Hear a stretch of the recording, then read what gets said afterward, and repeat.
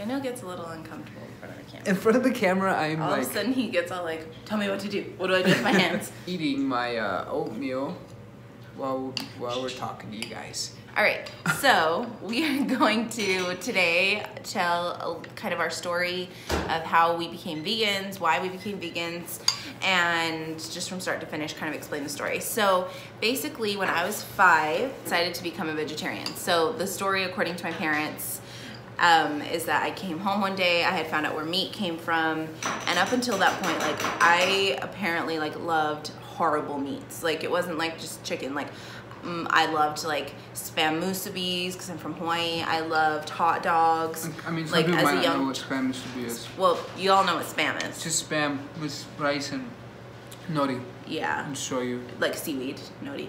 Yeah. So it's kind of like spam sushi kind of.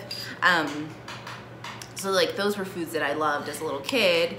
And so I came home and I was like, okay, I'm not gonna eat meat anymore. I didn't even know what the word vegetarian was. Like I didn't even know that it was a thing. I was just like, I'm not gonna eat that anymore. That's gross. I'm not gonna eat animals.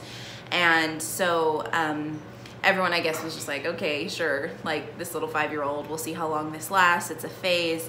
And I guess being the stubborn child that I was, that just kind of like fueled my fire. And I was like, I'll show you. And here I am, 27 years old. And I am well now a vegan, but I never looked back. So, well, with the exception of one time, which I'll talk about. So basically, that's when Daniel and I met. I was vegetarian. So I first started, I just didn't eat meat. And then as I like learned about where eggs came from in the next few years, I was like, oh, like I couldn't handle that either. So I stopped eating eggs when I was maybe 8 or so. But I still ate dairy, like milk and cheese. I didn't really like milk, but like, you know, I had no problem with dairy. And then when Daniel and I met, he found out that I was a vegetarian, and it was really cute on our first date. Like, I mean, he had just moved to Hawaii, so he was like yelping like vegetarian restaurants, and he's like, oh, I don't know where you want to go. Like, I found this place on his phone that I had never even like heard of. I was like, it's okay. Like, I can usually find stuff wherever. And so we went to a burger joint. Yeah, I took him to Hawaii. Teddy's Bigger Burgers because they have a really good veggie burger. Like I grew up eating meat, like lots of it. My dad is like every Sunday he would like buy like pork chops and steaks or carne asada and chicken legs, and like we would like just right after we would church, just his dad is out on the grill. It's covered in meat, like they've covered got in lots meat. of. And we met, like I had no idea what. I honestly didn't know what I was expecting. I had no idea what I was expecting. So then we finally like went after our first date. Like I was okay with it. I didn't see anything wrong with it.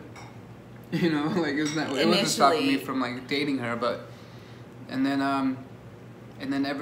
yeah. But then when we like started talking about marriage and getting engaged and all of that, it started to really bother him that I didn't eat meat, that I didn't cook meat. You know, I mean, the concept of meat was so foreign to me. Like, even if I wanted to, I didn't even know like the safe ways to prepare chicken. You know, like I knew that they had a lot of germs, and that just freaked me out. Like raw chicken was like terrifying to me. And so it was all really just foreign. Like I just knew nothing about it. And so, so it kind of started to bother him. So we compromised and I started eating eggs again. And it took a long time for me to like be okay eating it until eventually I did start liking eggs again. We had Mila, and that's when I started becoming more conscious of health and actually like thinking, you know, I had this baby that was growing inside of me. I wanted to make sure that I was feeding my body the right kinds of foods. And so that's when I started researching more and more and more. This was around the same time that my grandma was learning about the China study, and so she was like talk to my mom about it. My mom would kind of share some things with us. We'll have a link below to something referring to the China study if you don't know what we're talking about. But anyway, so basically, so I started becoming really conscious of meat and animal products and how it affected our health and our bodies. And that's when I started to realize like I'm really grateful that I don't eat meat, and realizing that that was the best thing for my health and for the health of my baby. And then dairy was something that I kind of started to learn about more and more down the line, so it wasn't until Mila was born and she was little that I decided to go vegan. And so I went vegan, and it was a hard first like couple weeks, but I got really used to it. I felt really good. Daniel still was not on board with any of this. I mean, he had gotten used to the fact that I never cooked meat at home, but any chance he got outside of the home, like, he was eating meat, he loved it. I got pregnant with Kai, and I wasn't very sick with Mila, but with Kai I was really, really, really sick.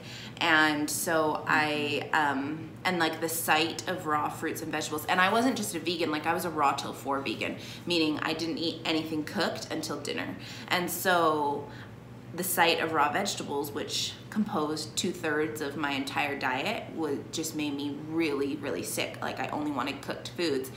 And then because I hadn't studied enough into dairy, I just, there were very few things that were appealing to me, so I started eating dairy again. And I mean, part of it was just like not being disciplined. A big part of it was just was also like kind of letting what I had been taught and what people were telling me, that like my baby needed dairy to grow and to be healthy. I really kind of let it get in my head because I wasn't firm enough in my understanding and my belief that dairy actually does a lot more harm to my unborn baby than good.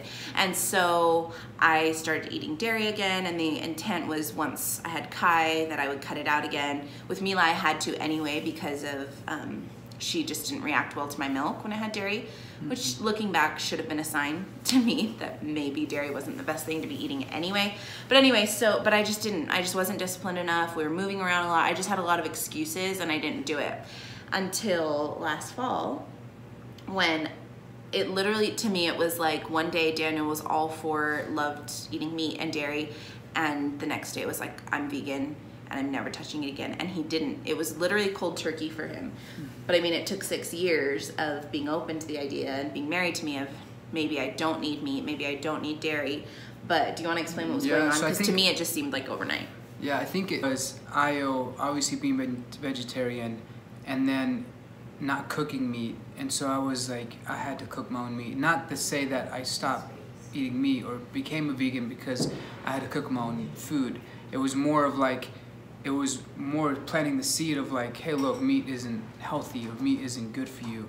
And so I kept like eating what she would cook because I would work and come home eat. But I think the turning point of why I became like full on like vegan, like 100%, was because of and I didn't watch this with Io. It was more of like, I was watching Netflix, and I watched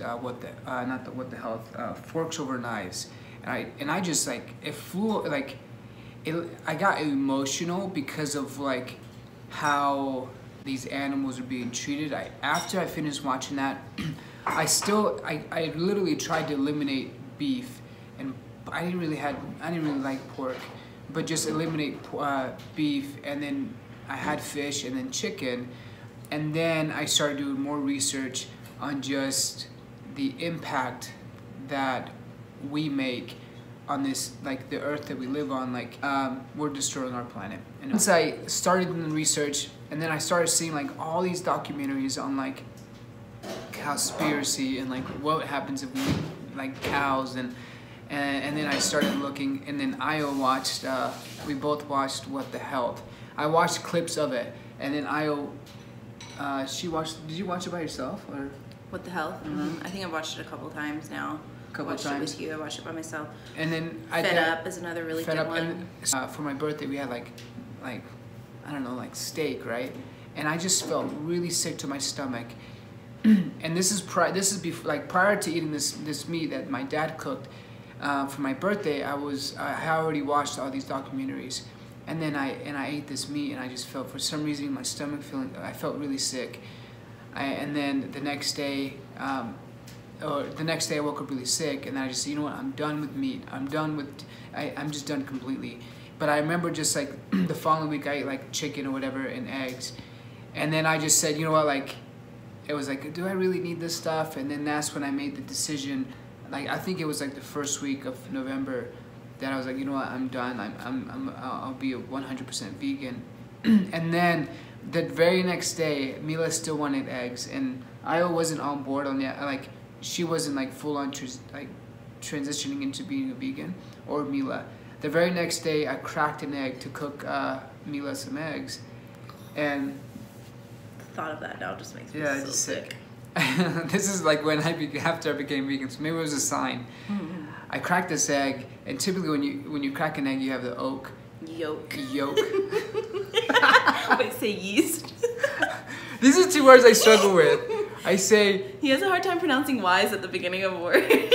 So he says oak and east instead of yolk and yeast.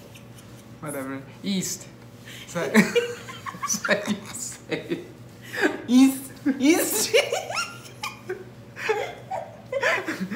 Whatever. It's just like... English is a second language. You're doing good. Okay, go on. Anyway, so I cracked this egg, and what came out of it wasn't a live chick. Obviously, that'd be weird. But it was literally a runny, like orangey, reddish, like it just blob, and it just smelled so bad, and I almost threw up. And at that point, we still had like a dozen eggs in the fridge. I just picked them up and threw them in the trash, and then I said, Mila, no more eggs. And then that's when Mila stopped eating eggs. That's my story. And then the reason why I did it was because like I really want to make an impact. Like to see these animals, how they're treated. There's no point of doing this to them. And then the impact on the environment. And now I feel the health. I have felt so much better. It is so doable. Like, yeah, it's so doable. But at the same time, I mean, like transitioning Mila, I mean, she was used to not eating meat, but she did eat some dairy and eggs and enjoyed them. String cheese is one that she particularly likes. And so, so we have used videos that are for children to kind of help her to understand. But at the same time, I mean, she's 4, so we can't expect her to completely understand the impact of when she does choose to eat these things. And our policy, because she is in school, is that we always send her with great plant-based snack options because they do snack as a class every day. But it's her choice, and we want her to know that she has a choice in this as well. And so at home, we don't have any animal products in the home, and so there's nothing for her to eat. And when we go out to eat, we don't buy anything either for her. You know, we help her to choose plant-based options. But at school, she's on her own there, and she's learning her independence. And so sometimes she does choose to eat the string cheese with her class or the strawberry yogurt. Those are the 2 that I've heard about. And I think it's really important for her just to know, just like we're saying to all of you, that we do not pass judgment on her, and that her journey is her own, and that we love her regardless, and that we know that she loves God's creatures, and that her having a hard time saying no one day does not make her a hateful, intolerant person by any means. And so I think that's a really important message to get across, and that's what we want to get across, is just that we can all be a little more mindful. Something that we really struggle with is plastic. We use way too much plastic in our lives. You know, there's always another step we can be taking, but I think if we all together are just striving every day to take little steps in the right direction, being more mindful of our health, of the planet, and of all of the creatures on this beautiful earth, and how we can just make life better for everyone and for other human beings who are struggling. And you know, if they had the grain that's being fed to our livestock, that it could feed so many human beings as well, and it could all just, we could just be in a much better harmony. And comment below, yeah, please let us know questions, what you'd like to see, what you're curious about. There's no bad questions. We've heard a lot already, so we've got pretty thick skin. We can take it, whatever questions you have. So yeah. Peace. Peace.